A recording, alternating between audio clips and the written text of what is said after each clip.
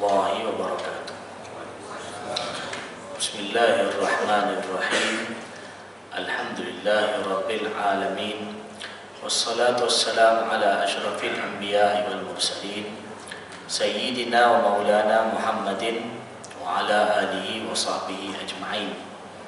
Subhanaka la ilma lana illa ma 'allamtana innaka antal alimul hakim. Wala hawla wala quwwata illa billahil aliyyil azim. Rabbi shrah li sadri wa yassir li amri wahlul 'uqdatam min lisani yafqahu qawli. Rabbana zidna ilma warzuqna fahma. Amin ya rabbal alamin. Alhamdulillah, syukur kepada Allah Ta'ala. Pada malam ini kita bertemu dalam surah ini, surah Ar-Rawdah, Taman Bukit Mahkota. Kita bertemu dalam majlis Al-Isra wal Mi'raj yang berkaitan dengan junjungan besar kita Nabi Muhammad sallallahu alaihi wasallam. Sebenarnya mengingati peristiwa Isra Mi'raj ini diadakan pada setiap tahun. Saban tahun kita menyambut peristiwa Al-Isra wal Mi'raj, dan boleh kata sebahagian peristiwanya kita biasa dengar berkenaan dengan peristiwa Al-Isra wal Mi'raj ini. Namun tuan-tuan dan puan-puan yang dirahmati Allah Subhanahu wa taala, di dalam Al-Quran Allah Subhanahu wa taala ada menceritakan berkenaan dengan kisah para anbiya, kisah para rasul. Allah ceritakan berulang kali di dalam Al-Quran. Dan Allah Subhanahu wa taala beritahu di dalam Al-Quran, wa kullan naqussu 'alaika min amba'ir rusuli ma nuthabbitu bihi fu'adak. Kisah-kisah rasul yang Allah sampaikan ialah untuk meneguhkan hati Nabi Muhammad sallallahu alaihi wasallam.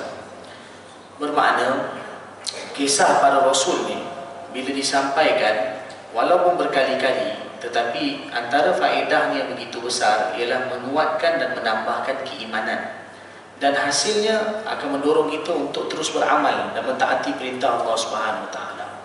Jadi kerana itu, walaupun kita dengar berkali-kali, namun kita tak perlu ataupun kita tidak boleh jemu bila mendengar kisah tersebut. Dan tuan-tuan dan puan-puan yang dirahmati Allah Subhanahu wa taala, tambahan pula kisah Isra wal Mi'raj ini ialah berkenaan dengan Rasulullah sallallahu alaihi wasallam, dan ia merupakan sebahagian daripada peristiwa sirah. Bila kita berbicara tentang Isra Mi'raj, hakikatnya kita berbicara tentang Rasulullah sallallahu alaihi wasallam, kerana ia merupakan sebahagian daripada peristiwa sirah Rasulullah sallallahu alaihi wasallam.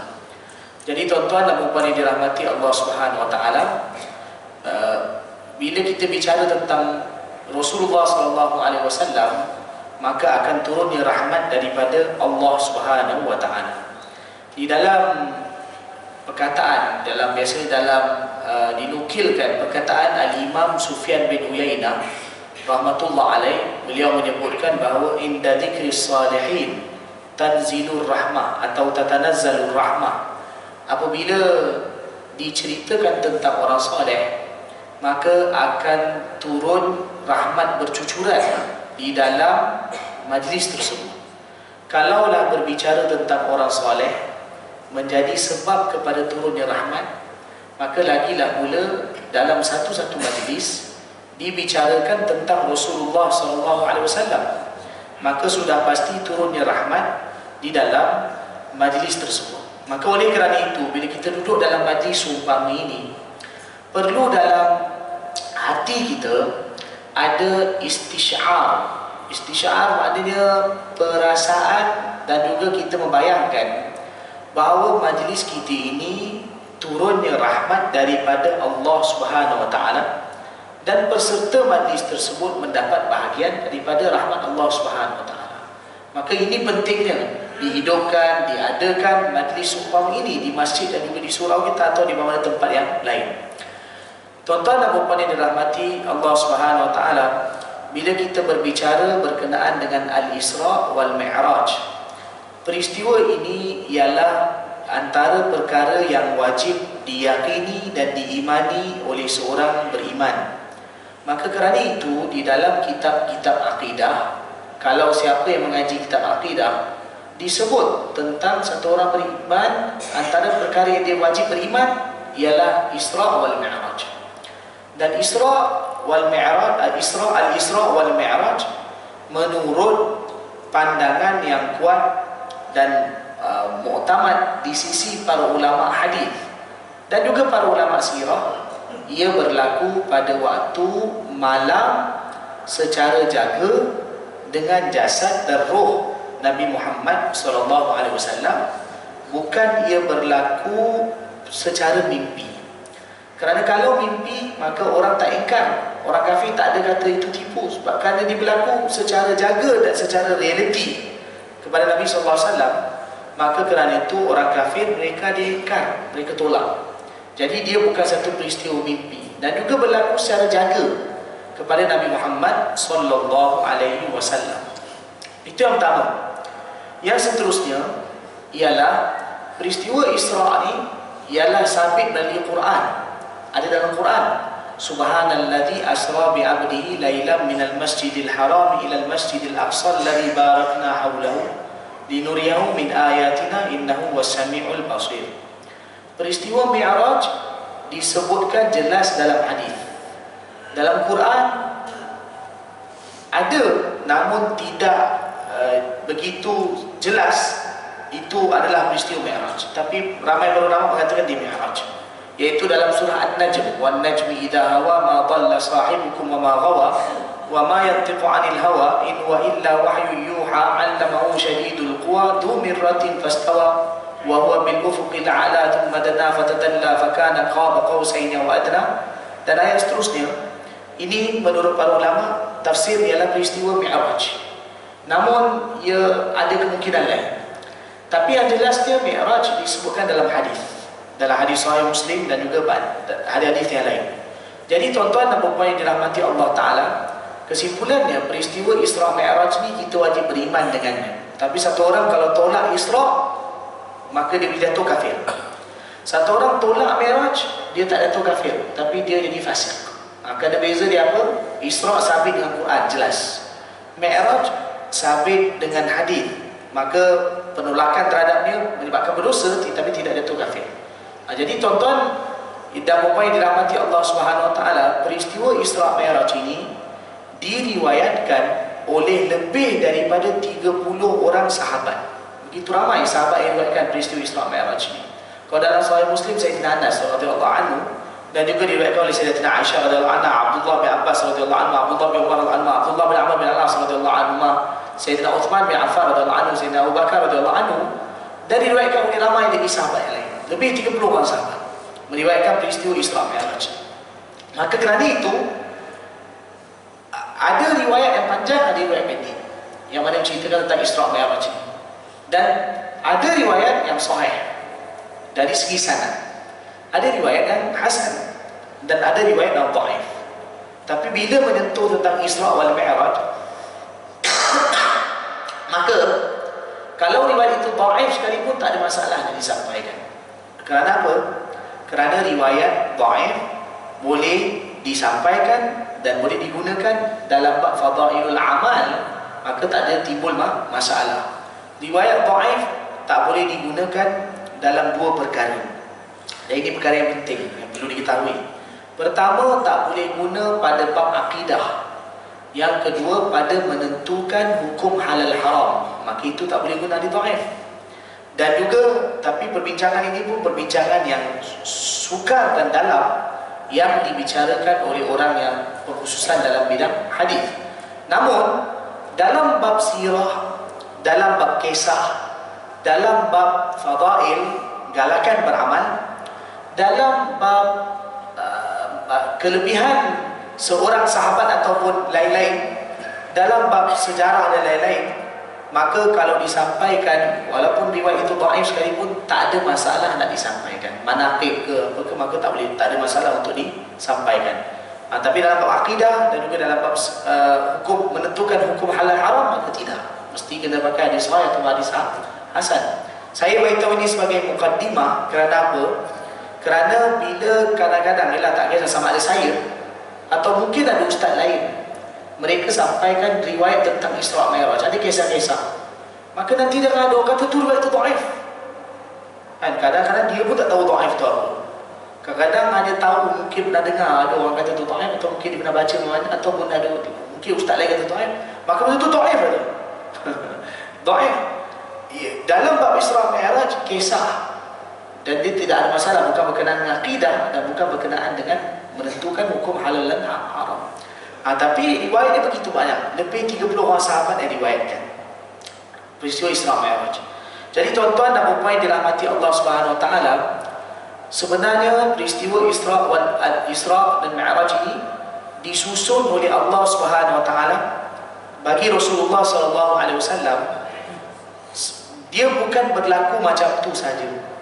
Namun sebelum daripada peristiwa Isra' Mi'raj ini, adanya peristiwa cabaran dugaan yang dihadapi oleh Rasulullah SAW dalam berdakwah dan menegakkan Islam, maka baru berlaku peristiwa Isra' Mi'raj. Jadi sebelum itu apa yang berlaku? Sebab peristiwa Isra' Mi'raj ini berlaku menurut kebanyakan para ulama berlaku tahun ke-11 kenabian. Tahun ke-11 kenabian. Bila kata 11 kenabian, bermakna ia berlaku selepas lebih kurang 11 tahun Nabi SAW berdakwah. Dan Rasulullah SAW diutus menjadi Nabi dan Rasul usia 40. Bila berlaku tahun 11 kenabian, mana lepas 11 tahun baru berlaku peristiwa Isra' Mi'raj. Sebelum tu, apa yang berlaku? Sebelum tu ialah cabaran dan dugaan yang dihadapi oleh Rasulullah SAW. Apa dia? Nabi SAW buat dakwah 3 tahun senyap-senyap mula. Waktu tu tak ramai orang beriman. Lepas tu tahun ke-4 kenabian Rasulullah mula berdakwah terang-terangan. Orang mula masuk Islam. Tapi waktu tu orang yang masuk Islam diseksa begitu berat, sampai Nabi SAW berizin untuk berhijrah ke Habsyah. Habsyah ni mana negara yang sekarang ni bernama Ethiopia. Ethiopia, negara kulit hitam dekat sebelah Yaman, tapi ada di jurangi Laut Merah. Sahabat radhiyallahu anhu hijrah ke Habsyah 2 kali. Tahun ke-5 kenabian dengan tahun ke-6 kenabian. Hijrah pertama tak ramai, lebih kurang 17 orang. Hijrah kedua ramai, lebih kurang 100 orang hijrah pergi ke Habsyah. Dan mereka balik pun lambat. Lepas Nabi hijrah baru sebagian datang Madinah. Tapi lepas tu tahun 7 hijrah baru mereka datang ke Madinah, sebagian lagi. Jadi itu 2 kali berlaku hijrah pergi ke Habsyah. Tapi bagaimanapun orang masuk Islam makin bertambah. Untuk orang kafir akhir ini mereka buat apa? Mereka buat satu kesepakatan untuk nak kepung dan boikot orang Islam. Maka bila dibuat perjanjian dan juga kesepakatan untuk boikot orang Islam, ia dilakukan pada tahun 7 kenabian, maka Rasulullah SAW dan juga orang Islam telah dikepung di kota Mekah, atau lebih tepatnya di Syi'bi Abi Talib. Syi'bi Abi Talib ini maksudnya lembah Abu Talib. Dia dekat kawasan luar Safa Marwah. Kalau kita pergi Bukit Safa Marwah bahagian luar, di situ dulu dipanggil Syi'ab Abi Talib atau Syekh Bani Hashim, dekat dengan istana. Kalau siapa yang Nabi Umrah, area situ. Di situ dulu orang Islam pernah dikepung 3 tahun. 3 tahun dikepung. Tak boleh makan, minum. Maksudnya makanan, minuman tak sampai mereka, tak boleh berurusan dengan mereka. Jadi selama 3 tahun itu, ramai orang Islam dan juga anak mereka, bayi-bayi orang Islam yang mati kebuluran atas pangkuan ibu mereka. Tapi yang luar biasanya, tak ada satu orang antara mereka yang murtad, meninggalkan Islam, kuat iman. Bila tengok Nabi SAW beriman dengan baginda SAW, dengar Quran, begitu utuh iman mereka, tak tinggalkan agama, walaupun begitu menanggung kelaparan sampai mati, bahkan sampai mati. Tapi bila tahun ke-10 kenabian, apa yang berlaku? Lebih kurang 10 tahun Nabi SAW melakukan dakwah. Yang perjanjian itu terbatal. Ini kerana waktu mereka buat perjanjian, mereka tulis di atas sekeping kulit. Kulit itu digantungkan di Kaabah. Selepas 3 tahun, kulit itu dimakan anak-anak. Maka bila dah habis makan anak, tinggal pun lafaz Bismika Allahumma, itu yang tinggal. Akhirnya perjanjian itu pun dengan automatiknya terbatal. Tapi bila dah perjanjian itu terbatal, alhamdulillah orang Islam hidup senang sikit, hidup agak lapang berbanding sebelum tu. Tapi 2 bulan lepas tu apa yang berlaku? Allah Ta'ala telah ambil Abu Talib, pakcik Nabi SAW. Yang mana pakcik Nabi SAW ni begitu lama jaga Nabi SAW, pelihara Nabi, jaga Nabi daripada umur 8 tahun sampailah Nabi kahwin usia 25 tahun. Lepas tu bila Rasulullah SAW buat dakwah umur 40 tahun, Abu Talib ni masih lagi bela Nabi SAW, jaga Nabi SAW. Jadi selepas dah 10 tahun Nabi SAW buat dakwah, tahun ketika Rasulullah SAW berusia 50, Abu Talib ni meninggal dunia. 5 hari lepas tu meninggal dunia pula Khadijah radhiyallahu anha, isteri yang mana banyak membantu baginda sallallahu alaihi wasallam dalam berdakwah. Jadi Khadijah radhiyallahu anha pun meninggal dunia. Tahun tu di tahun ke-10 kenabian dipanggil dalam kitab sirah dipanggil Amul Huzn. Istilah dia dipanggil Amul Huzn. Amul Huzn iaitu tahun kesedihan. Lepas peristiwa tu Nabi sallallahu alaihi wasallam fikir untuk pergi berdakwah di luar, kerana orang Mekah tak nak dengar dakwah Nabi SAW. Tu yang Nabi SAW pergi ke Taif pula. Pergi Taif jalan kaki bagi Nabi SAW pergi sana. Mungkin ramai orang ingat, mungkin kalau kita biasa, mungkin tuan-tuan pernah dengar kisah Taif. Tapi kalau kita baca detail dalam sirah Rasulullah SAW, sebenarnya Rasulullah pergi Taif bukan perjalanannya pergi balik satu hari macam tu saja. Tapi baginda pergi Taif, perjalanan pergi lebih kurang seminggu. Dalam perjalanan pun Rasulullah ada buat dakwah juga pada kawasan-kawasan sekeliling itu. Tapi pergi ke sana seminggu, jalan kaki Rasulullah pergi. Sampai di Taif, Rasulullah duduk sana dekat 10-11 hari baginda SAW berdakwah di Taif. Maknanya baginda jumpa dengan orang awam, jumpa dengan pembesar dan masyarakat awam. Rasulullah SAW dakwahkan mereka. Tak ada satu orang pun sedia dengar dan beriman kepada Nabi SAW. Bahkan lebih teruk daripada itu, bila Nabi SAW nak pulang, tinggalkan Taif, satu orang pun tak beriman. Mereka kejar pula Nabi SAW dan baling Nabi SAW dengan batu. Yang itu dalam kitab sirah disebutkan, ya, baginda SAW dikejar dan dibaling dengan batu, jaraknya dekat 3 batu. 3 batu maknanya dekat 4 km lebih. Ini ditulis dalam kitab Ar-Rahimul Maktum. Dan ini mungkin melalui kajian, iaitu daripada kawasan mana sampai ke kawasan mana. Sebab memang kawasan itu dekat 4 km, 4 km lebih. Jadi Nabi SAW sampaikan badan baginda berlumuran darah. Sampai baginda SAW masuk dalam satu kebun, Rasulullah pingsan dalam kebun itu. Lepas tu Rasulullah sedar, baru Rasulullah SAW berdoa kepada Allah Subhanahu Wa Taala. Jadi selepas tu diringkaskan cerita, datang Jibril dan juga malaikat gunung ganang bagi tawaran untuk hancurkan penduduk Taif. Nabi SAW kata, aku berharap daripada keturunan mereka lahir orang beriman. Nabi SAW pulang ke kota Mekah. Lepas Nabi SAW pulang ke kota Mekah, maka selepas daripada itu baru berlaku peristiwa Isra Mi'raj. Tapi itu pun bukan berlaku terus peristiwa Isra Mi'raj ini. So peristiwa Isra Mi'raj berlaku pada bulan Rejab, tahun ke-11 kenabian. Bulan Rejab, tahun ke-11 kenabian. Yang saya sampaikan tadi, Rasulullah SAW pergi Taif. Baginda pergi Taif ialah pada bulan Syawal. Pada bulan Syawal tahun ke-10 kenabian. Jadi selepas baginda pulang, maknanya bila masuk tahun depan tu, maknanya Syawal, Dzulqa'dah, Dzulhijjah, kemudian Muharram, Safar, Rabiul Awal, Rabiul Akhir, Jumadil Ula, Jumadil Tsaniyah, kemudian Rejab. Rejab tahun depan, lebih kurang 9 bulan lepas berlakunya peristiwa Taif, Allah Subhanahu Wa Taala susun untuk baginda sallallahu alaihi wasallam peristiwa Isra Mi'raj. Yang sebenarnya sebelum daripada itu, Rasulullah sallallahu alaihi wasallam telah diuji oleh Allah dengan ujian yang berat dan cabaran yang begitu berat yang ditanggung oleh Rasulullah SAW, yang telah ditempuhi oleh Rasulullah SAW. Jadi tuan-tuan dan puan yang dirahmati Allah, maka lepas tu baru berlaku peristiwa Isra Mi'raj. Iaitu apa dia? Lepas dah dikepung 3 tahun, lepas meninggal dunia Abu Talib dan Khadijah radhiyallahu anha, kemudian pergi ke Taif, dibaling batu. Bila baginda nak balik daripada Taif tu pun, Rasulullah SAW khawatir boleh masuk ke tak Mekah. Sebab orang Mekah waktu tu usir Nabi SAW. Setelah baginda diberikan jaminan, baru Nabi SAW masuk ke Mekah. Al-Batu Rasulullah SAW tak baru berani nak keluar. Tapi cabaran Nabi SAW dalam berdakwah begitu berat. Dan kita, kalau kita baca dalam sirah Rasulullah SAW, macam mana Nabi SAW berdakwah, bukan senang-senang. Dan hari ini, kerana mungkin kalau kita bercakap baik, saya bercakap dengan tuan-tuan dengar secara umum lah, tuan-tuan tak ada nak marah dengar.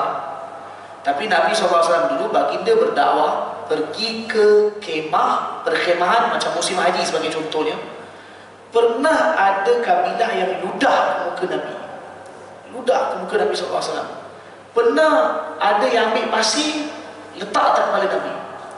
Pernah lebih itu, Nabi SAW masuk dalam kemah mereka di Mina untuk bertemu dengan mereka, sampaikan Islam, bagi tahu baginda Rasulullah, sampaikan Islam, ajak berislam. Mereka angkat Nabi, paling Nabi keluar. Pernah Nabi SAW atas unta, Nabi bercakap, dia cucuk unta Nabi terkejut sampai Nabi SAW terjatuh. Ini keadaan yang baginda SAW terima dalam menyampaikan Islam, dalam berdakwah. Jadi bukan ringan. Sampai kalau kita baca dalam hadis, pernah Nabi SAW solat. Nabi solat berhampiran dengan Kaabah. Ini mungkin solat sunat sebab sebelum peristiwa Isra Mi'raj. Nabi solat, waktu tu ada 7 orang kafir duduk, semua pembesar. Abu Jahal challenge. Dia kata, siapa antara kamu yang berani, itu ada unta bawa sembelih, dia ambil uri unta tu, perut unta bahagian dalam uri, tekuk kepala Muhammad tu, Muhammad tengah sujud. Sebab Nabi SAW biasa kadang-kadang Nabi sujud agak lama dari biasa maksudnya. Jadi datang Uqbah bin Abi Mu'aid, ambil uri unta tu, tekuk kepada Nabi sampai Nabi tak dapat nak bangun dari sujud. Berapa lama dia tekuk pada Nabi SAW pakai uri unta. Bila anak Nabi datang, Zainab radhiyallahu anha, baru dilepaskan. Waktu tu yang riwayat ni Abdullah bin Mas'ud radhiyallahu anhu, beliau tengok, beliau kata orang kafir tu yang lain-lain tu yang duk kenakan Nabi tu, beliau kata aku tengok mereka ketawakan Nabi sampai hampir terjatuh ketawakan Nabi. Maknanya punya suka tengok Nabi macam tu. Tapi Abdullah bin Mas'ud kata apa? Bila perang Badar berlaku, 7 yang ketawakan Nabi, termasuk yang tekuk oleh Nabi itu Uqbah bin Abi Mu'aid nama dia, semuanya terbunuh hina dalam Badar dan kemudian dicampakkan dalam satu lubang besar di badan. Allah hinakan mereka. Saya nak kata, aku tengok dengan mata aku sendiri, tapi waktu tu aku tak dapat nak buat apa-apa. Tapi Allah balas lepas tu, sebab lepas tu Rasulullah doa supaya Allah balas, Allahumma alaika bi Umayyah bin Jahal, Umayyah bin Khalaf dan juga lain-lain. Allah dan juga Utbah dan Syaibah bin Rabi'ah. Ya Allah balas. Akhirnya semua mereka terbunuh hina dalam peperangan Badar. Jadi tuan-tuan dan puan yang dirahmati Allah, selepas dah baginda SAW menerima susah payah ini lebih kurang selama 10 tahun, sampai masuk tahun ke-11 kenabian, baru Allah Ta'ala susun untuk baginda SAW peristiwa Isra Mi'raj. Baru maknanya itu yang dikatakan peristiwa Isra Mi'raj ini sebagai tasliyah untuk menghiburkan dan menggembirakan hati Nabi SAW. Itu kalau jadi peristiwa Isra Mi'raj ini berlaku bila? Menurut sebahagian ulama, bahkan ramai para ulama, berlaku 27 Rejab tahun ke-11 kenabian. 27 Rejab tahun ke-11 kenabian, dan berlaku pada hari Isnin. Ia berlaku pada hari Isnin, dan bila berlaku pada hari Isnin, ada beberapa peristiwa yang besar dalam sirah Rasulullah SAW berlaku pada hari Isnin. Hakikatnya Nabi SAW lahir hari Isnin, baginda SAW diutuskan menjadi Rasul juga Isnin, maksudnya disampaikan wahyu juga hari Isnin. Baginda SAW di Isra Mi'rajkan pun hari Isnin, maknanya hari Ahad malam Isnin. Dan baginda SAW diwafatkan pun pada hari Isnin. Jadi dalam hari Isnin ni ada beberapa peristiwa besar dalam sirah Rasulullah SAW. Jadi baginda SAW berkenaan dengan kisah Isra Mi'raj ialah baginda SAW ketika berada di kota Mekah pada satu malam yang berkaitan, iaitu datangnya Jibril dan Mikail alaihi wassalatu wassalam. Mereka telah bawa Nabi SAW. Waktu itu Rasulullah bermalam di rumah Ummu Hani binti Abi Talib. Mereka bawa Nabi SAW, bawa pergi ke Kaabah, baringkan Nabi SAW di Kaabah berhampiran dengan Hatib. Hatim ni makna kawasan dekat Kaabah, iaitu antara pintu Kaabah dengan makam Ismail. Makam Ismail tu, kawasan tu dipanggil Hatim, dan sampai ke Hijr. Jadi mereka bawa kat situ, kemudian mereka baringkan Nabi SAW dan belah dada Nabi SAW, keluarkan hati Nabi, kemudian basuh dengan air Zam-Zam. Dan selepas dibasuh dengan air Zam-Zam, kemudian dibawa satu bekas emas. Di dalam bekas tersebut diisi ada iman dan hikmah, kemudian diisikan dalam hati Nabi SAW.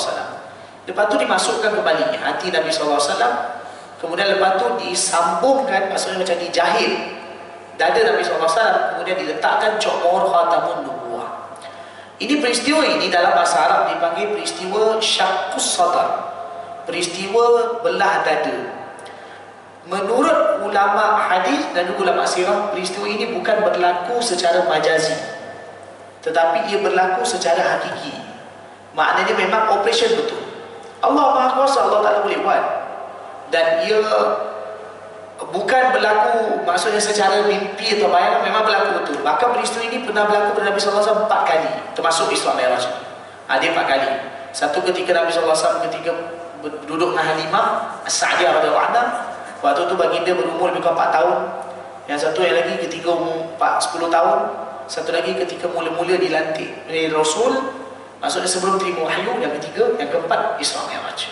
Nabi SAW dibelah dada Nabi SAW. Cuma setiap tu ada dia punya rahsia dia, kenapa Allah Ta'ala buat. Namun ketika peristiwa ini dibelah dada Nabi SAW, ialah antara hikmahnya para ulama sebut, kerana baginda SAW ialah nak pergi melihat peristiwa luar biasa di alam malakut. Alam malakut ni maksudnya alam langit, yang biasanya Nabi SAW tak pernah melalui perkara tersebut. Itu satu. Yang kedua, hati Nabi SAW dicuci bukan kerana kotor, tetapi untuk menambahkan nurnya. Kadang-kadang mungkin orang ingat hati Nabi SAW dicuci kerana kotor. Kalau hati orang biasa kita kata kotor, itu tak ada masalah. Tapi hati Nabi SAW dicuci itu kerana kotor. Tapi untuk itu dia sebut dalam syair, satu syair, supaya bertambahnya nur dalam hati Nabi SAW. Kan bila dia bersih, bercahaya kepada lebih bercahaya. Macam kadang-kadang orang kereta, kadang ada orang basuh kereta kerana kotor. Tapi kadang ada orang basuh kereta dah kilat dah, tapi dia bagi polish lagi, bagi berkilat lagi, maknanya supaya nampak lagi berkelitnya. Maka begitulah hati Nabi SAW. Jadi hati Nabi SAW itu dibelah dada baginda dan dikeluarkan hati, kemudian dicuci dengan Zam-Zam. Ini satu nak bagi tahu juga kelebihan air Zam-Zam, dan juga ialah nak supaya baginda nak melalui peristiwa langit tersebut. Selepas itu dicok dengan mohor khatamun nubuwah. Mohor khatamun nubuwah ini ialah terletak di belakang dada Nabi SAW, ada kat sini, kat belikat belah kiri kat belakang. Dan mohor khatamun nubuwah ini ada selama baginda hidup. Bila Nabi SAW wafat, maka ia pun hilang. Ada dalam hadis disebutkan, kesemua para Nabi ada mohor khatamun nubuwah, cencok. Itu bukti bahawa dia Nabi. Tapi kesemua para Nabi dan Rasul yang lain, dia dekat tangan kanan. Tapi Nabi SAW kat belakang, dekat belakang dada Nabi SAW. Itu yang pernah dilihat oleh beberapa sahabat. Kalau siapa yang baca Syama'il Rasulullah, karangan Imam Tirmidzi, dan juga dalam kitab hadis yang lain, ada bagi tahu kan tentang khatamun nubuwah, cokmor kat badan Nabi SAW. Antara dia riwayat Sayyidina Anas radhiyallahu anhu, dan juga antara yang pernah tengok Sayyidina Salman radhiyallahu anhu. Sayyidina Salman radhiyallahu anhu beriman antara sebab dia bila tengok cokmor tu kan, dia lalui beberapa guru, dan guru dia kata nanti kalau kau jumpa dengan Nabi akhir zaman, Nabi akhir zaman, tanda dia ialah dia makan hadiah, dia tak makan sedekah tapi dia makan hadiah. Lagi apa tanda dia? Dekat belakang dia ada cokmor khatamun nubuwah.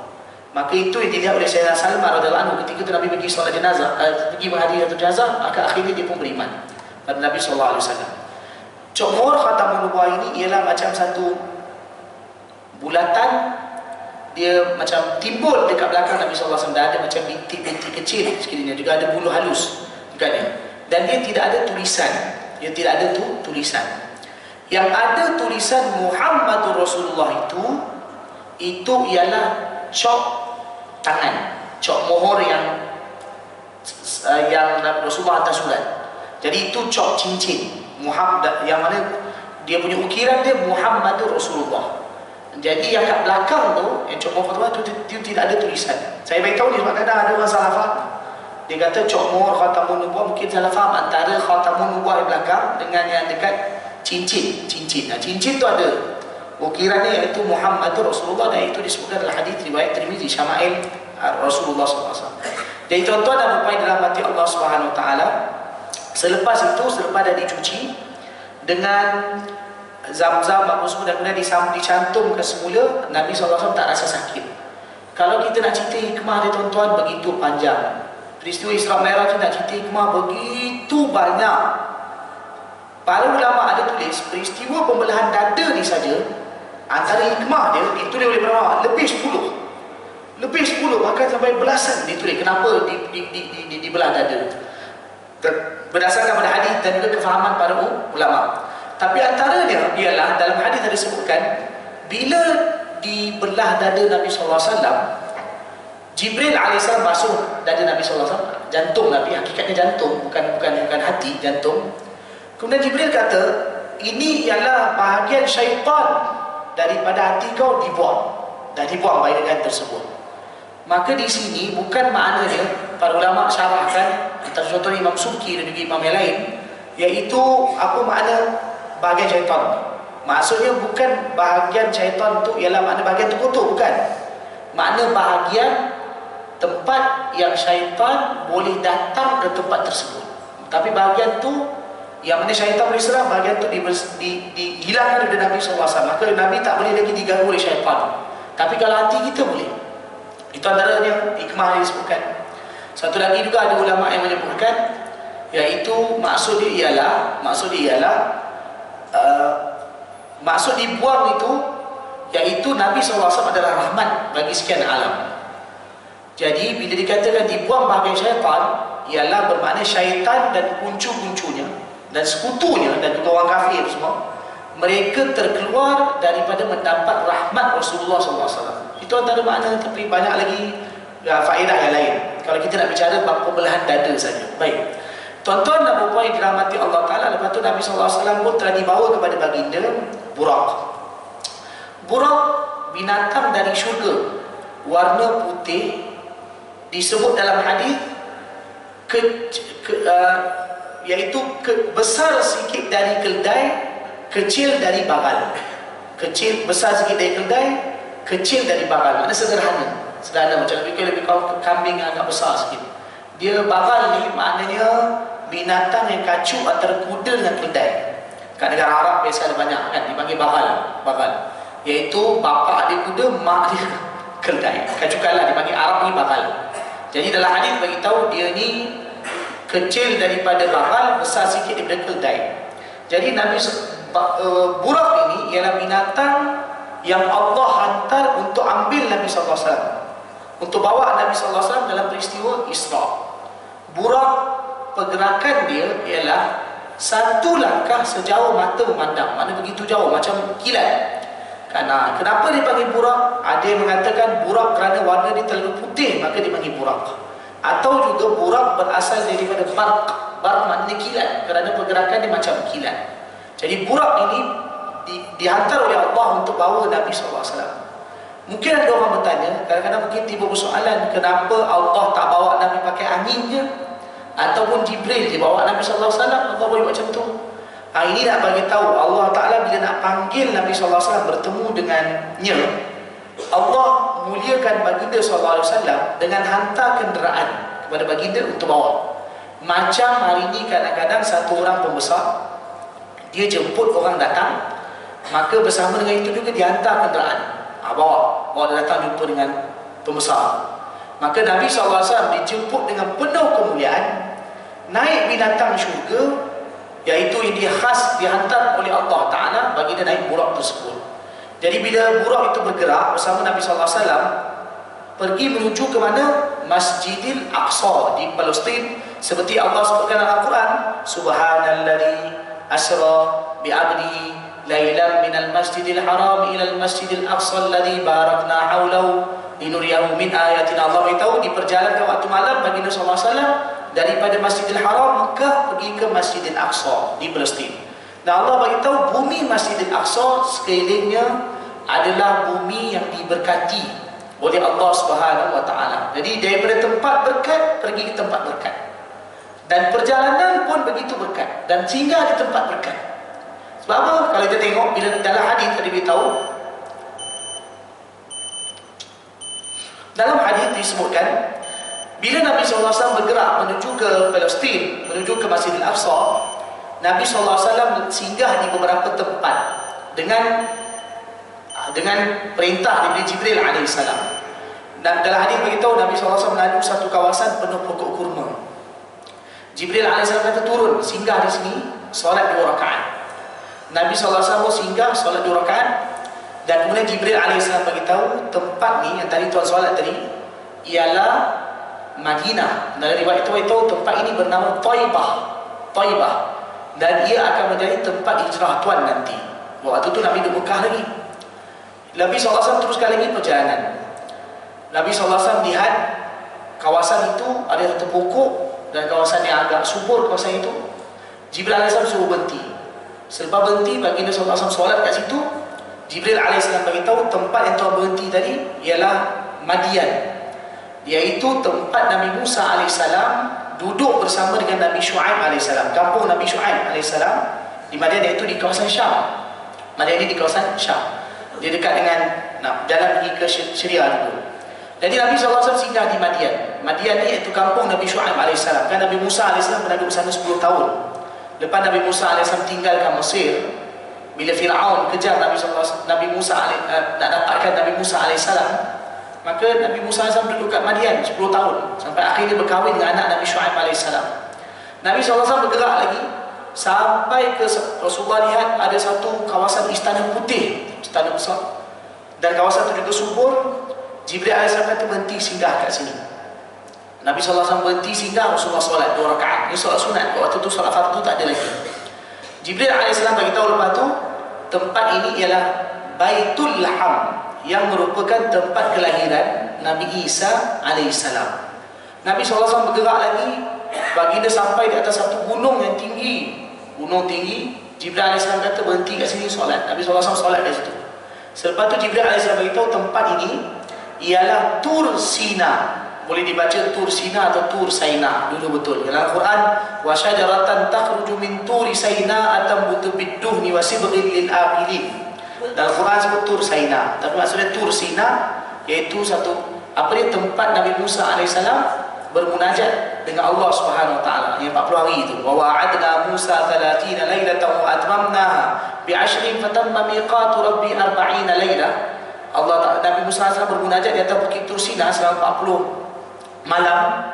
Peristiwa itu berlaku dekat situ. Nabi SAW selepas dah selesai, Jibril SAW itu ini ialah Tur Sina, yang mana tempat Nabi Musa SAW dulu bermunajat kepada Allah Ta'ala. Jadi dalam perjalanan Nabi SAW singgah 4 tempat ni.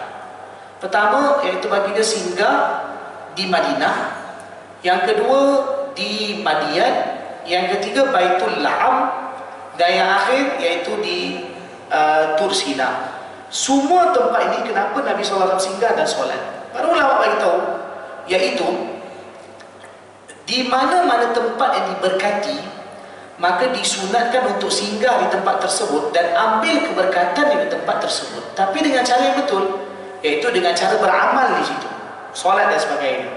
Maka kerana itulah kalau kita baca dalam kitab Al-Idah, Imam Nawawi rahmatullah alaihi tulis, dan juga kitab-kitab banyak kitab fiqh lain, bahawa sesiapa orang kalau kata dia singgah di tempat yang Nabi SAW pernah singgah, Imam Nawawi juga tulis, disunatkan untuk solat kat tempat itu, untuk ambil keberkatan tempat tersebut.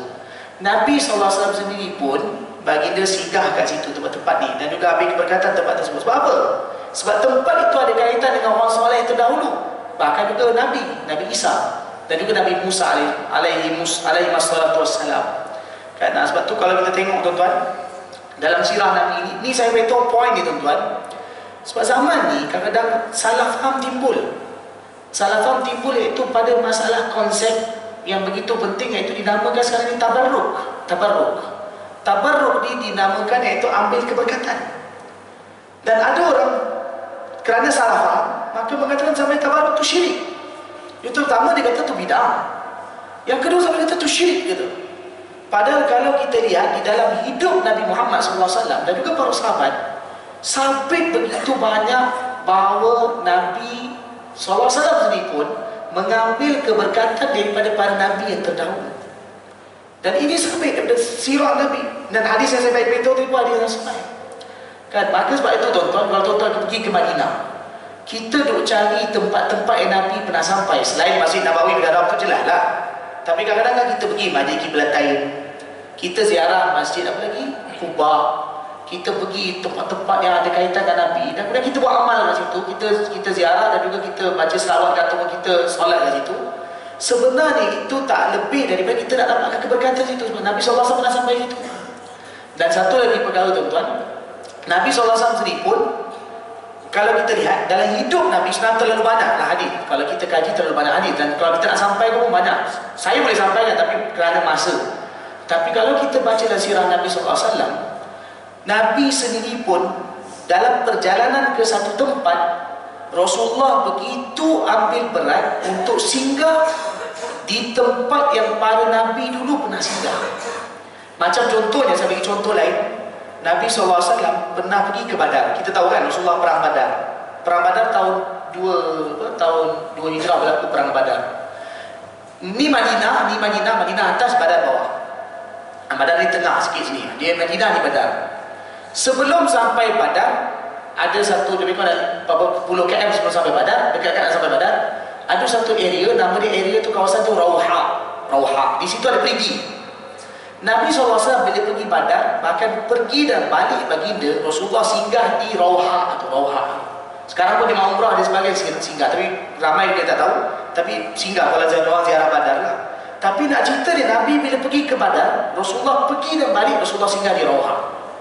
Bahkan Nabi SAW sendiri bagi tahu bahawa di Rauha ini, aku lihat 70 para Nabi ketika buat haji singgah kat sini dan mereka solat kat sini. Jadi Nabi SAW punya hidup sendiri pun, dalam sirah Nabi, baginda pun akan ambil berat singgah di tempat-tempat yang ada kaitan dengan para Nabi terdahulu. Apa tujuannya? Kerana tempat itu ada kaitan dengan orang soleh. Tapi cuma sekarang timbul fahaman yang tak betul atau salah, kerana salah faham konsep, iaitu mengatakan, oh ni bila orang datang berkata dia syirik, betul. Syirik itu kalau kita kata dia buat, memang betul lah salah. Tapi kalau kita itikad Allah buat, Allah letak keberkatan pada kesolehan seseorang, begitu kan nama dia syirik. Jadi itu antara perkara yang penting untuk difahami. Saya cerita panjang saya kat sini kerana poin ini penting, kerana salah faham boleh timbul pada bab ini. Baik, tuan-tuan dan puan-puan yang dirahmati Allah Ta'ala, lepas tu Nabi SAW melanjutkan lagi perjalanan pergi ke Masjidil Aqsa. Dalam perjalanan Nabi SAW melihat beberapa seksaan yang dipampangkan kepada baginda. Ini ada dibincangkan yang Nabi tengok ni ketika Mi'raj ataupun ketika Isra. Berdasarkan hadis, kalau kita lihat, lebih jelasnya ia berlaku ketika Isra, ketika di dunia, maksudnya belum sampai naik ke langit. Jadi Nabi SAW dipampangkan dengan beberapa peristiwa ataupun kita kata seksaan dan juga sebahagian nikmat syurga yang berkaitan dengan umat Nabi SAW. Jadi Nabi SAW ketika dalam perjalanan selepas itu, Nabi SAW lihat apa dia, antara baginda ada lihat ada satu orang tanam pokok. Pokok tu ada ramai, maksudnya satu kaum tanam pokok waktu tu tumbuh, kemudian keluar buah, dia ambil buah, kemudian lepas tu keluar lagi buah, dia ambil buah, keluar lagi buah, dia ambil buah, keluar lagi buah. Maksudnya dia waktu tu tanam, waktu tu juga keluar, dan kemudian dia ambil hasilnya. Begitu segera dia ambil hasil.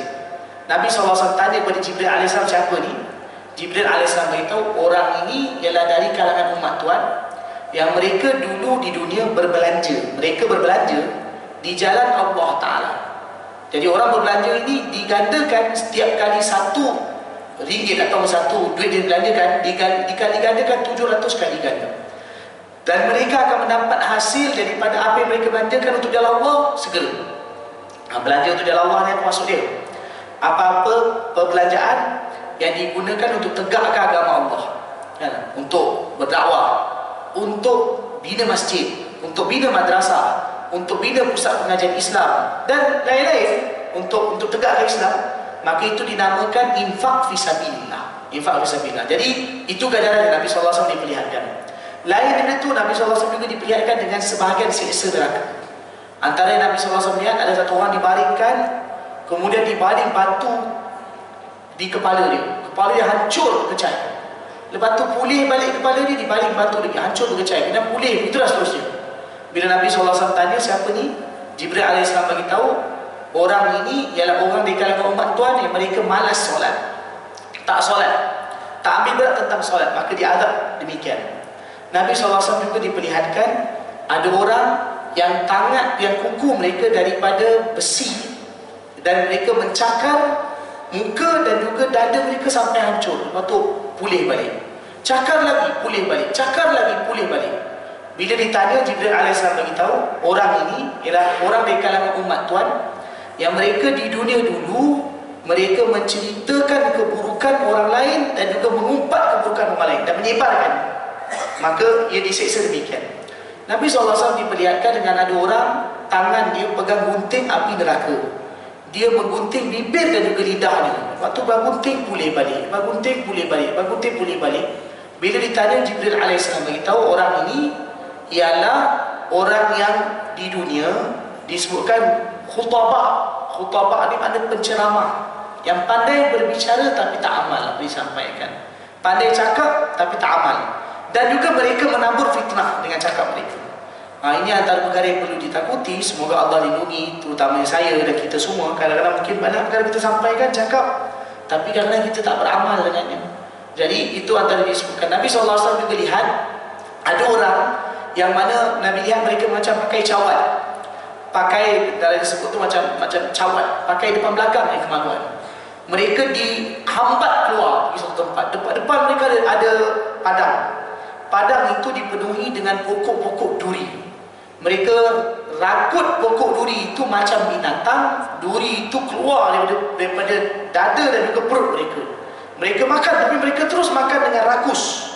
Maka bila ditanya, Nabi Jibril AS beritahu orang ini ialah orang yang di dunia dulu mereka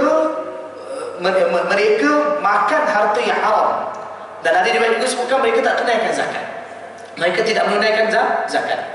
Nabi SAW juga diperlihatkan dengan ada orang yang dia berenang dalam sungai darah. Dekat tepi ada orang tunggu dia. Bila nak sampai tepi, orang tu baling dia dengan batu. Batu tu masuk dalam mulut dia, keluar ikut dubur dia. Dia berenang lagi ke tepi, dibaling batu, batu keluar ikut mulut, masuk ikut mulut, keluar ikut dubur. Bila ditanya, Jibril AS itu orang ini ialah orang daripada umat Tuhan yang mereka makan harta riba.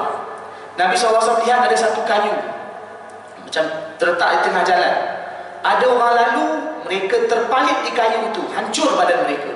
Bila ditanya siapa, Jibril AS beritahu orang ini ialah orang yang di dunia dulu, orang yang mana di dunia mereka merompak orang yang lalu di jalanan. Jadi mana perompak dan juga rampas harta orang. Nabi SAW juga lihat ada tung yang di bawah ni dibakar api neraka. Dalamnya ada lelaki dan juga wanita yang dibakar. Mereka menjerit menolong nak keluar tapi tak dapat lepas. Maka bila ditanya, Jibril AS itu orang ini ialah orang yang di dunia dulu berzina, lelaki dan wanita yang berzina. Ada riwayat lain sebutkan bahawa Nabi SAW lihat ada lelaki dan juga wanita. Mereka ada, sebelah mereka tu ada daging yang begitu elok, segar. Kemudian sebelah lagi ada daging yang busuk, hanyir. Mereka tak makan daging yang segar tu, bahkan mereka makan daging busuk tu. Bila Nabi SAW tanya siapa mereka ini, mereka penzina. Itu riwayat lain sebutkan, mereka adalah penzina. Iaitu apa dia? Allah bagi mereka wanita yang halal, tapi mereka pilih wanita haram, maksudnya berzina. Ialah perempuan, Allah bagi mereka suami, tapi mereka melakukan zina, maka juga diazab sedemikian. Nabi SAW juga lihat ada orang yang dia berjalan di atas dia ke kayu api. Kayu api begitu berat sampai dia tak larat untuk berjalan. Bila nak bergerak, kayu api itu tambah lagi. Bila nak bergerak, bertambah lagi kayu api itu sampai tak mampu nak berjalan. Bila Nabi SAW tanya pada Jibril AS, Jibril AS beritahu orang ini ialah orang yang di dunia dulu mereka tak ambil berat amanah. Mereka terima amanah tapi tak tunaikan amanah, tapi nak lagi terima amanah, maka dia akan diazab sedemikian. Nabi SAW juga diperlihatkan dengan sekumpulan wanita. Mereka digantungkan, rambut ditarik ke bawah, dada mereka diikat, ditarik ke atas, di bawah mereka dinyalakan api macam dipanggang. Maka bila ditanya, Jibril AS beritahu, wanita ini, wanita yang di dunia mereka membuka aurat mereka, mendedahkan aurat mereka kepada lelaki ajnabi, maka diazab sedemikian. Jadi ini sebahagian azab yang Rasulullah SAW diperlihatkan pada malam Mi'raj, Isra' sebelum naik ke langit. Tuan-tuan dan puan yang dirahmati Allah, kalau kita perhati betul-betul, kenapa antara azab ni diperlihatkan kepada baginda SAW, dan ini antara pengajaran yang begitu besar bagi kita semua. Sebenarnya kalau kita lihat dosa-dosa itu ialah antara dosa yang paling banyak umat Nabi Muhammad SAW terjebak dengannya. Riba, makan harta haram, menceritakan keburukan orang, tak jaga solat, itu lebih jelas lagi, buka aurat bagi wanita, dan juga zina, dan juga tidak tunaikan zakat, dan tidak menunaikan amanah tapi sanggup juga terima amanah, dan juga dosa-dosa yang lain. Kenapa dosa ini ialah dosa yang selalu dilakukan? Maka kerana itu diperlihatkan pada malam tersebut kepada Rasulullah SAW, sebenarnya untuk pengajaran untuk kita semua, untuk umat, kan, supaya kita ambil berat, kan, makan harta haram, rampas harta orang. Jadi ini kadang-kadang ada orang pendapatannya dengan cara macam itu, dan diperlihatkan oleh Allah Ta'ala. Dan ada orang ceritakan keburukan orang tanpa ambil berat langsung tentang perkara tersebut dan takut kepada Allah Ta'ala. Jadi tuan-tuan dan puan yang dirahmati Allah Ta'ala, Nabi SAW lepas tu baginda SAW sampai di Masjidil Aqsa. Diringkaskan cerita, bila baginda SAW sampai di Masjidil Aqsa, Nabi lihat Masjidil Aqsa dah penuh. Nabi SAW masuk dalam Masjidil Aqsa, dilaungkan azan dan juga iqamat. Ada riwayat sebutkan yang laungkan azan tu Jibril AS. Lepas tu iqamat, lepas tu mereka pun orang dalam masjid tu buat saf, tunggu siapa dia jadi imam. Jibril AS pimpin tangan baginda SAW bawa ke depan, dan kemudian Nabi SAW bersolat, yang lain jadi makmum. Selesai solat, Jibril AS tanya kepada Nabi SAW, tuan tahu tak tadi tuan jadi imam pada siapa? Tuan solat dengan siapa? Kemudian Nabi SAW kata, beritahu, Jibril AS beritahu bahawa tadi tuan jadi imam, tuan pimpin solat jadi imam kepada semua para Nabi dan Rasul yang diutuskan oleh Allah Ta'ala. Maka oleh kerana itu Nabi Muhammad SAW adalah merupakan Imamul Anbiya, ketua bagi sekalian Anbiya dan juga Rasul. Dan dalilnya ialah apabila baginda SAW mengimami ke semua para Nabi dan Rasul solat pada malam tersebut. Sini ada lagi perbincangan panjang. Hakikatnya kalau ikut hadis, perbincangan panjang. Anbiya yang datang tu adakah dibawa datang jasad dan roh, atau dibawa datang roh? Ada sebagai ulama kata dibawa datang tu roh, ada kata jasad dan roh. Tapi apapun jasad ke roh ke, mana Nabi SAW melihat mereka pada malam tersebut. Nabi SAW adalah mereka ialah hidup di dalam kubur mereka. Nabi SAW pun keluar selepas selesai solat. Nabi SAW, solat ini ialah solat 2 rakaat, solat sunat. Nabi SAW solat sunat 2 rakaat bersama dengan Anbiya SAW. Selepas baginda nak keluar dari Masjidil Aqsa, baginda ada rasa kehausan. Jibril AS bawa 3 jenis minuman kepada Nabi SAW. Satu ialah susu, yang kedua arak, yang ketiga air kosong. Jibril AS kata, tuan pilih mana satu untuk minum. Nabi SAW pilih susu, baginda SAW minum. Jibril AS kata, ikhtartal fitrah, engkau telah pilih fitrah. Fitrah ni maksudnya agama Islam yang suci bersih. Maka umat kau akan kekal di atas fitrah. Maksudnya ramai orang akan masuk Islam, kekal di atas Islam. Kalau kau pilih arak, ramai umat kau akan sesat. Kalau kau pilih air, maka ramai akan daripada kalangan umat kau akan tenggelam. Mungkin maksudnya tenggelam dalam dunia. Jadi tuan-tuan dan puan yang dirahmati Allah SWT, selepas itu Nabi SAW pun dimi'rajkan. Tadi baru cerita berkenaan dengan Isra'. Sekarang nak masuk ke Mi'raj. Para ulama hadis bincangkan Rasulullah SAW dimi'rajkan daripada Masjidil Aqsa pergi ke naik menepasi 7 langit. Baginda naik tak buruk ataupun tidak. Ada yang berpandangan Buraq naik sekali, tapi mengikut pendapat yang kuat dan jelas berdasarkan hadis, lebih jelas berdasarkan hadis, ialah Buraq tak ikut Nabi SAW naik. Buraq tinggal di Masjidil Aqsa. Tapi ketika Isra, Buraq sekali.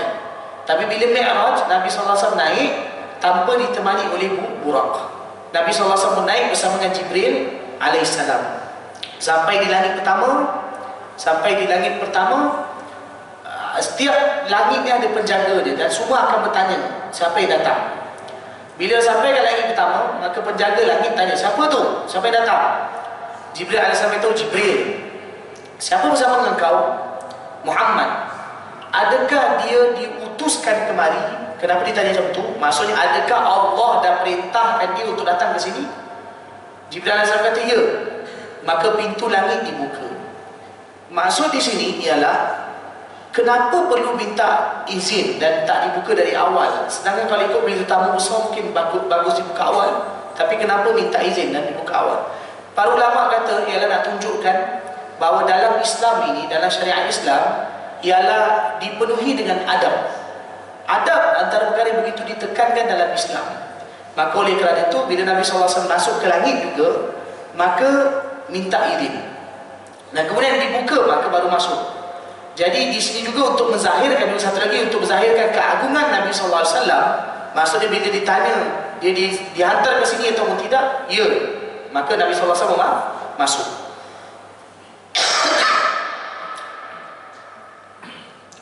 Baginda SAW masuk langit pertama. Sampai di langit yang pertama, Nabi Muhammad SAW tengok satu orang lelaki tinggi 60 hasta. Belah kanan dia ada wajah-wajah, muka-muka putih berseri. Belah kiri dia ada wajah-wajah hitam legam. Bila dia tengok kanan gembira, tengok kiri sedih. Jibril alaihissalam kata bagi salam kat dia. Nabi SAW bagi salam. Lelaki ni pun jawab salam. Dan kemudian diucap kepada Nabi SAW, marhaban bin Nabi Salih wal Ibni Salih. Selamat datang kepada Nabi yang soleh, kepada anak yang soleh. Rasulullah tanya kepada Jibril, siapa ni? Jibril AS beritahu orang ni ialah Nabi Adam AS. Bila tengok kanan gembira, ialah kerana itu sebelah kanan itu zuriat dia yang merupakan ahli syurga. Tengok kiri, iaitu zuriat dia daripada kalangan ahli neraka. Nabi SAW naik lagi ke langit kedua, begitu juga berlaku minta izin macam tadi, dan begitulah lagi seterusnya. Di langit yang kedua, Nabi SAW jumpa dua orang pemuda. Dua-dua umur dekat-dekat, hampir sebaya, dan dua-dua muda, handsome. Dari riwayat beritahu rambut hitam, masih muda. Dan Nabi SAW bagi salam pada mereka. Mereka jawab salam. Mereka ucapkan marhaban bin Nabi Saleh wal akhi Saleh. Selamat datang kepada Nabi yang soleh, kepada saudara yang soleh. Jibril AS beritahu ni dua-dua ni, iaitu Nabi Yahya dan Nabi Isa alaihissalatu wassalam. Mereka berdua adalah saudara, kerana Nabi Isa anak saudara sepupu kepada Nabi Yahya. Sebab mak dia Maryam sepupu dengan Nabi Yahya. Mak dia ialah Maryam, iaitu sepupu dengan Nabi Yahya alaihissalam. Jadi mereka duduk di langit yang kedua. Nabi SAW naik ke langit yang ketiga. Di langit yang ketiga, Rasulullah SAW bertemu dengan seorang lelaki yang Rasulullah kata orang yang paling kacak Nabi pernah tengok. Orang yang paling kacak, handsome orang dia. Nabi SAW bagi salam, dia pun jawab salam, dan dia ucapkan marhaban bin Nabi Saleh wal akhi Saleh. Selamat datang kepada Nabi yang soleh, kepada saudara yang soleh. Kemudian dia kata, bila Jibril AS beritahu orang ini ialah Nabi Yusuf AS. Nabi SAW naik langit keempat. Di langit yang keempat, Nabi SAW tengok satu orang lelaki, syekh, agak tua berumur, janggut lebat, panjang, dan nampak macam berumur. Lelaki itu seperti sedang menulis, seolah-olah keadaan dia macam menulis. Nabi SAW bagi salam, dia jawab salam, dan kemudian diucapkan marhaban bin Nabi Saleh wal akhi Saleh. Selamat datang kepada Nabi yang soleh, kepada saudara yang soleh. Jibril AS beritahu orang ini ialah Nabi Idris AS. Kerana Nabi Idris AS orang yang pertama menulis, disebutkan antara orang pertama menulis dalam alam ni, di kalangan manusia. Maka sebab itu keadaan Nabi Idris AS seperti mana sedang menulis. Nabi sallallahu alaihi wasallam sampai di langit yang kelima. Di langit yang kelima, Nabi sallallahu alaihi wasallam lihat satu orang lelaki seperti pendekar. Ada riwayat menyebutkan di atas kuda, sedang pegang pedang, seperti keadaannya seperti pendekar. Nabi sallallahu alaihi wasallam bagi salam, dia jawab salam, dan kemudian diucapkan selamat datang marhaban bin nabi salih wal akhi salih. Selamat datang kepada nabi yang soleh, kepada saudara yang soleh. Nabi Jibril alaihissalam beritahu kepada Nabi sallallahu alaihi wasallam, orang ini ialah Nabi Harun alaihissalam. Nabi sallallahu alaihi wasallam naik ke langit ke-6. Di langit yang ke-6, baginda sallallahu alaihi wasallam lihat satu orang lelaki, wajahnya putih kemerah-merahan. Orangnya muka macam garam, sasa, tinggi, janggut tebal, dan ada riwayat itu juga bulunya tebal. Orang tinggi, besar. Dan ada riwayat sebutkan Nabi kata mukanya macam satu kabilah daripada kabilah Azdi Shanu'ah dari Yaman. Ialah kita boleh tahu macam mana, tapi dalam riwayat itu betul orangnya tinggi, besar.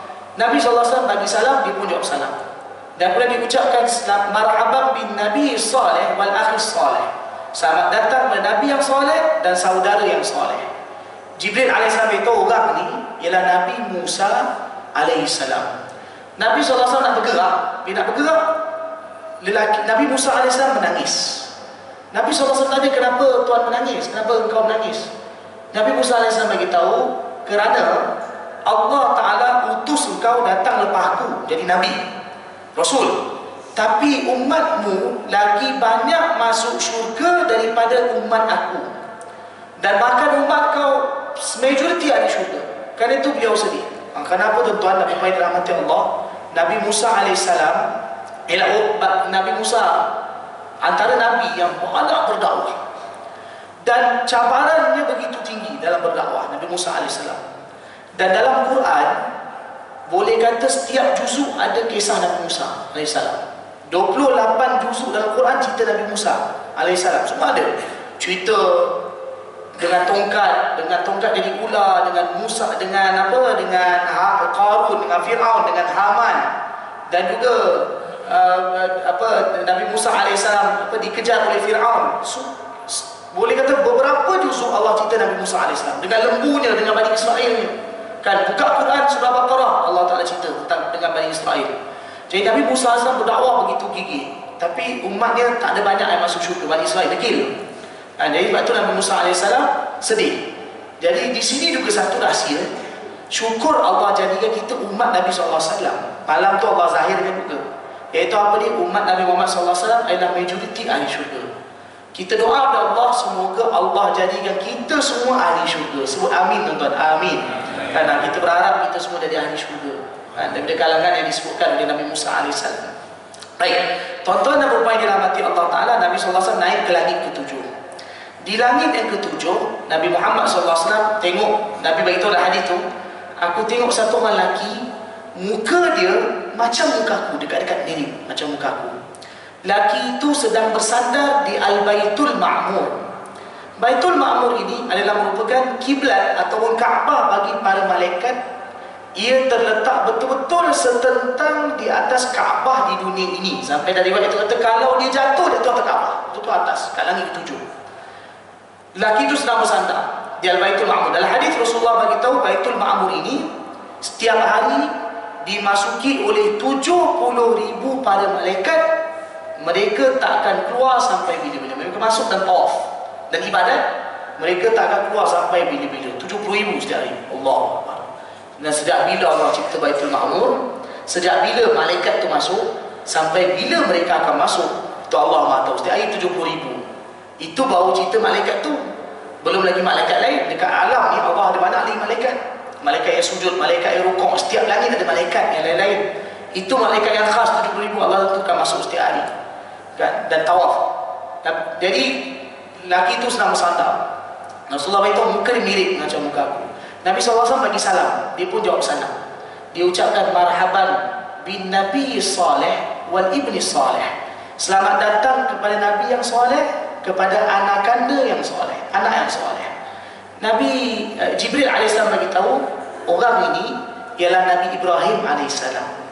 Nabi Ibrahim AS, Allah muliakan baginda, pertempatkan baginda di langit ke-7 duduk di Baitul Ma'mur, bahkan bersandar di Baitul Ma'mur, ialah kerana Nabi Ibrahim AS bina Kaabah dekat dunia ni. Maka Allah muliakan macam tu. Nabi Ibrahim AS kan bina Kaabah. Dalam Quran Allah beritahu, wa idh yarfa'u Ibrahimul qawa'ida minal baiti wa Ismail Rabbana taqabbal minna innaka antas samiul alim Rabbana waj'alna muslimaini laka wa min dhurriyyatina ummatan muslimatan lak wa arina manasikana wa tub alaina innaka antat tawwabur rahim. Nabi Ibrahim sebab buat Kaabah, Nabi Ibrahim doa. Jadi Nabi Ibrahim AS telah buat Kaabah, maka Allah muliakan, duduk di Baitul Ma'mur. Nabi Muhammad SAW naik lagi, melepasi lagi ketujuh, Nabi naik ke Sidratul Muntaha. Sidratul Muntaha yang apa dia? Dalam hadis beritahu dia pokok, tapi pokok yang mana tidak tergambar oleh kita keindahannya. Begitu indah. Dia ada daun-daun dia, Rasulullah beritahu dalam hadis, daun dia lebar, satu daun dia mencakupi timur barat. Rasulullah kata bila turun perintah Allah, Sidratul Muntaha ini akan menjadi berwarna-warni, begitu indah sampai tak boleh nak diungkapkan. Pokok yang begitu indah yang ada di atas langit ketujuh, Sidratul Muntaha. Dan Quran disebutkan indah Sidratul indaha jannatul ma'wa idh yaghsha sidrata ma yaghsha ma zaghal basar wa ma tagha. Surah An-Najm yang tadi saya ada baca sebahagian, iaitu Allah juga ada cerita tentang Sidratul Muntaha. Nabi SAW sampai ke situ. Di dalam hadis riwayat Muslim disebutkan, di Sidratul Muntaha Rasulullah SAW lihat di bawah dia ada 4 batang sungai. 2 sungai dipanggil sungai zahir, 2 sungai dipanggil sungai batin. Mungkin makna zahir di dunia, batin makna syurga, alam akhirat, maksud alam sana. 2 sungai zahir iaitu Rasulullah itu sungai Nil dan juga Furat. Nil iaitu sungai di Mesir sampai ke Sudan, bahkan Nil ni. Furat iaitu sungai di Iraq. 2 sungai lagi adalah sungai dalam syurga. Di Sidratul Muntaha juga Rasulullah SAW melihat syurga. Itu dalam Quran Allah kata indaha jannatul ma'wa, iaitu Rasulullah lihat syurga di Sidratul Muntaha. Rasulullah juga bawa haraman syurga ketika berada di Sidratul Muntaha. Kemudian Nabi SAW naik lagi ke atas melepasi Sidratul Muntaha. Itu bila Nabi nak naik melepasi Sidratul Muntaha, Jibril alaihissalam kata kepada Rasulullah SAW, wahai Rasulullah, dia sebenarnya Sidratul Muntaha ni, saya baca di dalam syarah-syarah hadis, para ulama hadis menulis Sidratul Muntaha ni ialah lebih kurang macam apa kita nak bagi mudah faham, macam satu point yang mana apa yang dari bawah semua akan berhenti kat Sidratul Muntaha, dan apa yang dari atas, maksudnya ayat Allah Ta'ala turunkan, akan berhenti di Sidratul Muntaha. Dia salah satu point. Jadi makhluk yang di bawah semua tak boleh lepas Sidratul Muntaha. Hanya satu insan saja melepasi Sidratul Muntaha, iaitu junjungan besar kita Nabi Muhammad sallallahu alaihi wasallam. Tu bila Nabi nak naik melepasi Sidratul Muntaha, Jibril alaihissalam kata, wahai Muhammad, aku sampai sini dah, aku tak boleh melepasi. Hari lepas tu Nabi SAW naik. Nabi SAW naik melepasi Sidratul Muntaha. Rasulullah dalam hadis beritahu, Rasulullah SAW sampai naik, Rasulullah mendengar bunyi sariful aqlam. Sariful aqlam ini maksudnya bunyi geseran pena yang ditulis. Macam kalau kita tulis kan bunyi kalau kita tulis, macam kita tulis pada bumi. Rasulullah kata, aku sampai ke di mustawan fihi asma'u fihi sarifal aqlam. Rasulullah kata, aku dengar bunyi catatan pena. Catatan pena malaikat yang menulis takdir daripada Allah Subhanahu Wa Taala. Wallahu alam, tapi Rasulullah sampai ke maqam situ. Ada Nabi SAW ketika baginda SAW naik ke atas, dan waktu itulah Allah Ta'ala menyeru Nabi SAW, dan baginda bermunajat kepada Allah Ta'ala. Allah anugerahkan kepada baginda SAW solat 50 waktu. Mungkin kita biasa dengar pada malam Mi'raj, Isra Mi'raj, bila baginda SAW bertemu dengan Allah, baginda dianugerahkan solat 50 waktu. Sebenarnya kalau kita baca hadis, ada lagi anugerah yang lain yang Allah berikan, atau ada lagi perkara lain yang Allah sampaikan. Yang pertama, memang Allah anugerahkan pada baginda dan umat baginda solat 50 waktu pada awal. Yang kedua, Allah juga ada riwayat lain sebutkan Rasulullah disampaikan ayat penutup surah Baqarah, iaitu apa dia? Iaitu amanah Rasul, atau mungkin daripada lillahi ma fis samawati, ataupun iaitu amanah Rasul. Amanah Rasul ma unzila ilaihi min rabbi wal mu'minun sampai akhir penutup surah Baqarah. Sebab itu ada sebagian orang kata dia lillah ma fis sama, ada kata dia amanah Rasul. Yang ketiga ialah apa dia? Yang ketiga ialah Allah sampaikan kepada Nabi SAW, wahai Muhammad, sesungguhnya sesiapa daripada kalangan umatmu yang buat apa-apa dosa sekalipun, aku boleh ampunkan dia selagi dia tak mensyirikkan aku. Ini Allah bagi tahu anugerah untuk umat Nabi SAW. Maksudnya kalau buat dosa macam mana, minta ampun dengan Allah, Allah boleh ampunkan, tapi dengan syarat tidak syirik. Syirik maksud tak menduakan Allah atau bersekutukan Allah Subhanahu Wa Taala. Ini 3 perkara yang Allah sampaikan kepada Nabi SAW. Tapi yang paling besar pada solat. Nabi SAW turun, kisah dia ma'ruf, masyhur, tuan-tuan biasa dengar, iaitu apa, dia bertemu dengan Nabi Musa AS. Nabi Musa AS tanya apa dia Allah bagi. Nabi SAW minta Allah anugerah pada aku 50 waktu solat. Nabi Musa AS kata, aku dah biasa dengan Bani Israel.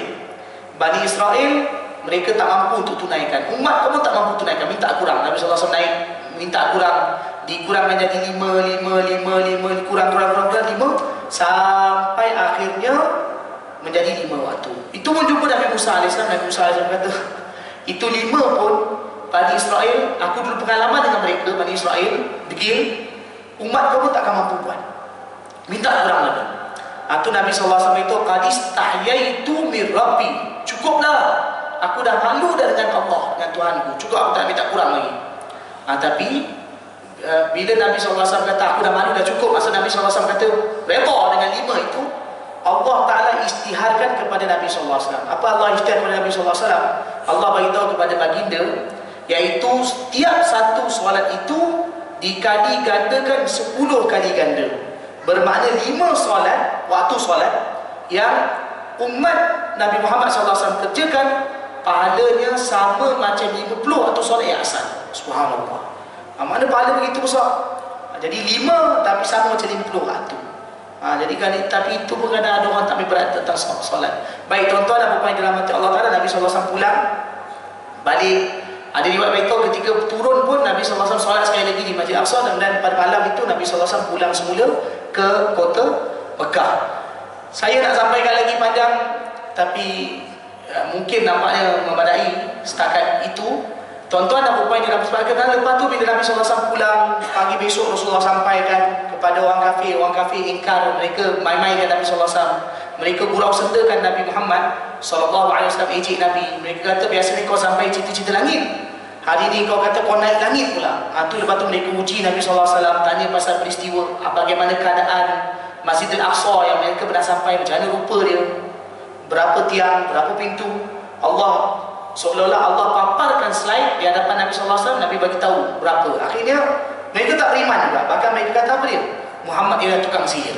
Itu dalam Quran Allah beritahu kan, bahawa mereka kata Nabi SAW tukang sihir. Itu lepas dah tak boleh cakap apa dah. Lepas mereka tanya, Allah tak tunjuk pada Nabi Muhammad SAW. Tapi satu-satunya orang yang membenarkan Nabi Muhammad SAW waktu itu adalah Sayyidina Abu Bakar radhiyallahu anhu. Bila orang kafir datang jumpa dengan beliau, orang kafir cakap tu Muhammad bawa cerita langit, dia kata malam tadi pergi langit, satu malam pulang semula, sebelum subuh pulang. Macam mana kau boleh percaya ke? Sayyidina Abu Bakar radhiyallahu anhu kata, kalau Muhammad bagi tahu pada aku satu perkara yang lagi jauh daripada itu pun, aku akan benarkan dia. Sebab Muhammad tak pernah berdusta. Maka tu Sayyidina Abu Bakar radhiyallahu anhu dipanggil dengan gelaran As-Siddiq. As-Siddiq. Ada lagi peristiwa lain sebenarnya dalam hadis yang Rasulullah berjumpa dengan satu kafilah ketika pulang, tapi saya ringkaskan saja. Jadi itu tuan-tuan dan puan-puan dirahmati Allah Ta'ala berkenaan dengan ringkasan daripada peristiwa Isra Mi'raj, iaitu baginda pergi dan berjalan pulang dalam tempoh satu malam.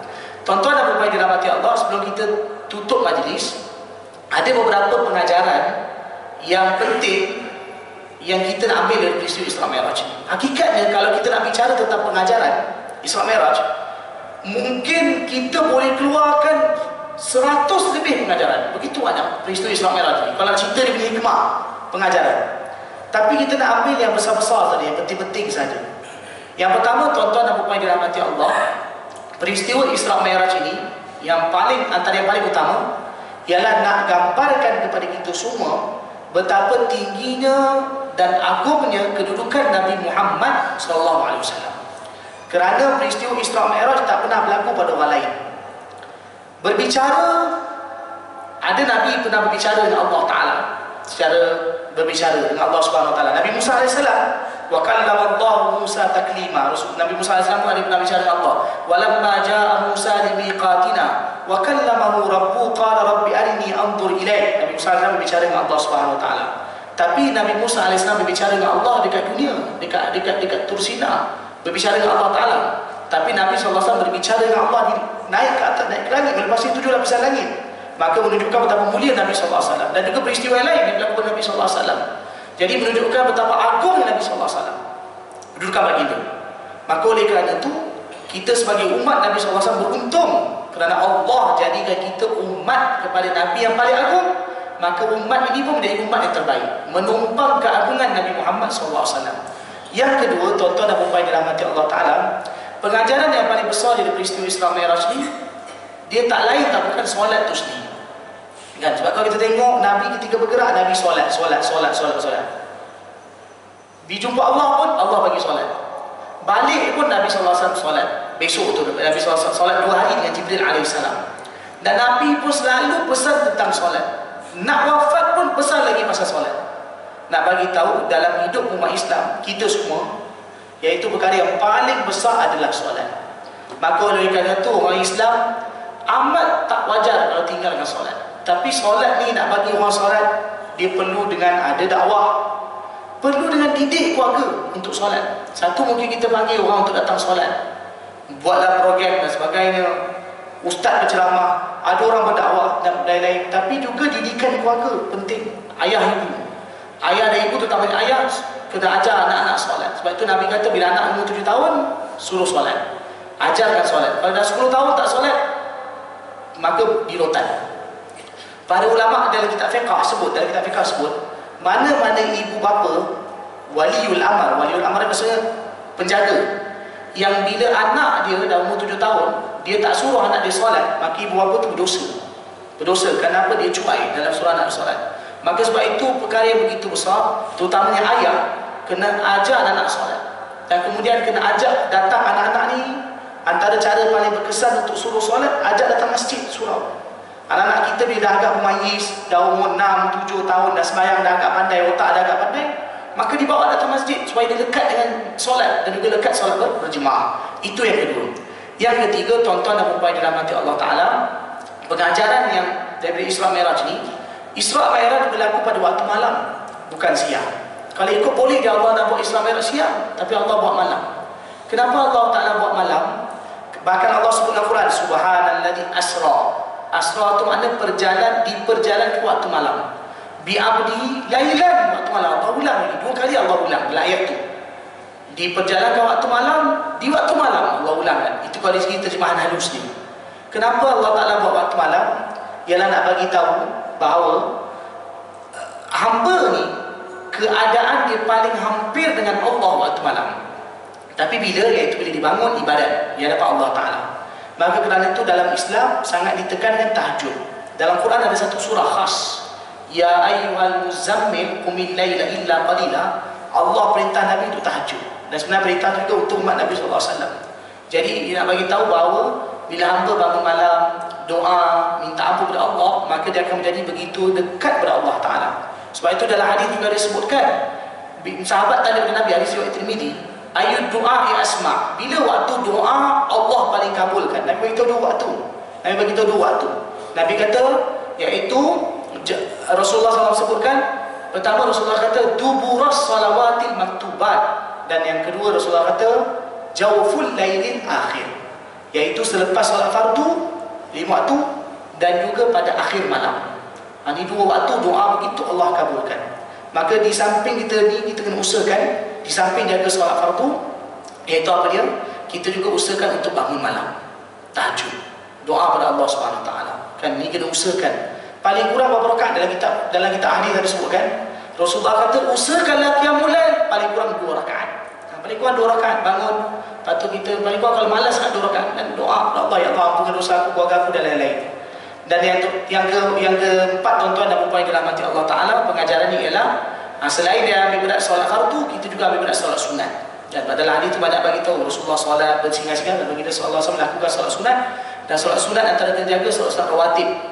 Dan satu hari berapa rakaat rawatib? Satu hari 22 rakaat. Dia 10 muakkad, 12 tak muakkad. Kalau mazhab Hanafi dia kata 12 muakkad, 10 tak muakkad. Tapi mazhab Syafi'i kata 10 muakkad, 12 tak muakkad. Tapi semuanya 22 rakaat. Kena ambil berat. Apalagi solat witir. Tadi saya sebutkan juga solat tahajud dan juga solat duha dan juga solat sunat-sunat yang lain. Tapi antara begitu penting dalam hidup ni solat rawatib, witir, duha dan juga iaitu tahajud. Kalau ini orang dapat ambil berat zaman ni, Allah Akbar, pun dah begitu hebatlah. Yang terakhir, tuan-tuan dan puan yang dirahmati Allah Subhanahu Wa Taala, iaitu apa dia? Baginda dipampangkan dengan siksaan neraka yang tadi saya dah sebut itu. Jadi sebenarnya itu antara perkara yang kita perlu takut dan ambil berat untuk jauhi perkara tersebut. Kan? Apa dia? Zina. Sekarang ni antara dosa yang menakutkan berlaku dalam masyarakat Islam adalah zina. Dan kerana berlaku tanpa